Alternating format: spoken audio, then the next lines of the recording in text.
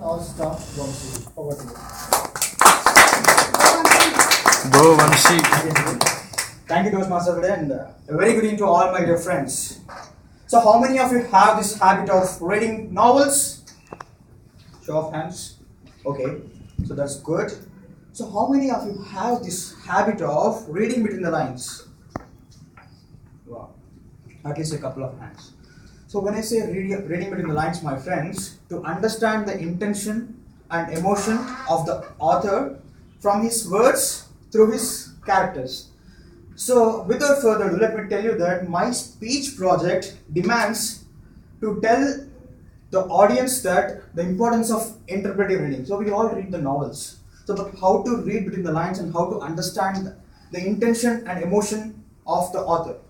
So, for this, I chose one beautiful book called as The Fault in Our Stars. So, how many of you heard this book or movie? Wow, that would make my life more easy. So when I started reading this book and I almost finished this reading book, so something reminded me. Maniratnam's Geetanjali. So what do you think? What is the connection between The Fault in Our Stars and Maniratnam's Geetanjali? Simple. So it's Death of the cute and romantic love story. And of course, both the hero and heroine are cancer patients. So the story goes like this.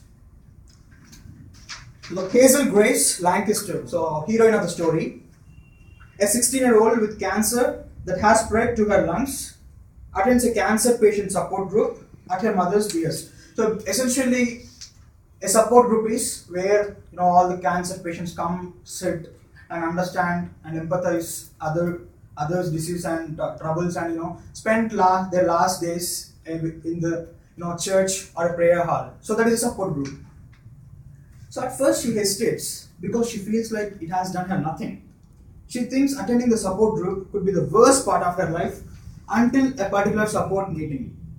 So it will be very easy for you to guess what is that special support meeting where she could find Augustus Waters, a 17-year-old boy named Augustus Waters, whose osteosarcoma caused him to lose his right leg, which was replaced with a prosthetic. So his cancer was cured almost with his right leg. So he lost his right leg because of his cancer. So he's no more a cancer patient, but he came to the meeting for his friend. So I will just read out in author's words how he introduced Hazel and Augustus, okay?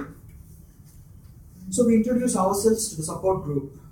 Name, age, diagnosis. So who of you have attended Toastmasters meetings in the past? You know how we introduce ourselves, no? Name, team name, and how long we are in ADP and who introduces Toastmasters. So here, author's intention is to make sure that we are connected with the cancer patient, how she feels when we introduce herself in the group. So name, age, diagnosis. I am Hazel. I would say when they would get to me. 16. Thyroid originally, but with an impressive and long settled satellite colony in my lungs. Poor girl knows what do satellites are full of radiations. So because of the cancer, she was almost having these radiations continuously from past 2 to 3 years in her life. So she says it's a satellite colony in her lungs. So now let's understand the intro of Augustus Waters in author's intention. My name is Augustus Waters. I am 17. I had a little touch of osteosarcoma a year and a half ago, so not now. But I am just here today at Isaac's request. So Isaac is one of his best friends who is being treated with cancer. So he came to support Isaac to support group. So the story continues. Now the intro of Augustus Waters and Hazel Grace are done. So obviously, when the hero and heroine meet, definitely we expect something to happen, right? So definitely they meet and they talk and they exchange their favorite novels. So in the meanwhile, so they understand that both of them have this habit of reading novels. So Augustus gives Hazel The Price of Dawn, and Hazel recommends An Imperial Affliction, a novel written by Peter Van Houten, who lives in Amsterdam, about a cancer-stricken girl named Anna that parallels Hazel's own experience. So she likes this book called as An Imperial Affliction because that book holds the story of one more cancer patient. So she could empathize more with the book because she can draw parallels with that book. So let me read you how she loves this book.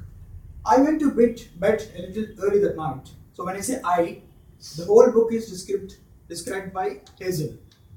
So I went to bed a little early that night, changing into boy boxers and a t-shirt before crawling under the covers of my bed, which was queen size and pillow topped and one of my favorite places in the world. And then I started reading An Imperial Affliction for the millionth time. So do you think million times she read? The author intention was to make sure that we understand how madly she loved with the Imperial Affliction. She reads it every day almost. So she did not stop there. So we all know how it feels like, when there is an abrupt ending like Bahubali 1. So we all get mad. Why did Kattappa kill Bahubali? So even she was facing the same situation in the book. Because the book abruptly ended and some characters were not given the complete description. So she says like this: I have written, care of his publisher, a dozen letters to Peter Van Houten, each asking for some answers about what happens after the end of the story. Whether the Dutch tulip man is a con man, whether Anna's mother ends up married to him, what happened to Anna's stupid hamster, whether Anna's friends graduate from high school, all that stuff. But he had never responded to any of letters. So this again look a bit silly for us. So what's serious in this? So when we connect ourselves to Bahubali, killing a king is something which is more serious. So we understand why Kattappa killed Bahubali. But for her, those are very serious because she got connected to book with a strong bonding. So even after Augustus finishes reading her book, he is also frustrated upon learning that the novel ends abruptly without a conclusion. Hazel explains the novel's author had retreated following the novel's publication and has not been heard from since. So he was not telling anything even though she was giving a lot of letters. A year later, Augustus reveals to Hazel that he has tracked down Van Houten's assistant, Ledoy. And through her, he has managed to start an email correspondence with Van Houten. The two write to Van Houten with questions regarding the novel's ending and the fate of the mother of Anna. Van Houten eventually replies, explaining that he can only answer Hazel's question in person. At a picnic, Augustus surprises Hazel with tickets to Amsterdam to meet Van Houten. Seeing it was a very silly wish for a girl, so it is her last wish. Before I die, I want to know what happens after the end of An Imperial Affliction. So for others, what this girl is thinking, it might look silly. But people are in love. Even Augustus feels that it is top priority for him to make sure that his girl will get the answers. And he will use his wish to go to Amsterdam with some society just to make sure he will talk with Van Houten, the author. So it will be more interesting when you hear from Van Houten once they travel to Amsterdam and there will be discussion with Van Houten. So with more excitement, she will ask, Anna's mom, the Dutch tulip man, what happened to everyone? So Van Houten closed his eyes and puffed his cheeks as he exhaled. The hamster gets adopted by Christine. Now we're getting somewhere. Great. Okay, so the Dutch tulip man, is he a con man? So she still keeps on asking questions. Then he says that, right, but surely you must have thought about that happens to them. I mean as characters, I mean independent of their metaphorical meaning or whatever. You have to tell me. So he was giving some ironical statements through his words saying, no, it's only novel. You don't act childish to me. What are you talking? So still they are not convinced. And finally they are forced out from his room without any answer. So after that, Augustus confesses that his cancer has returned. While in Amsterdam, so finally they couldn't achieve their purpose of traveling to Amsterdam. Augustus confesses his love for Hazel in Amsterdam.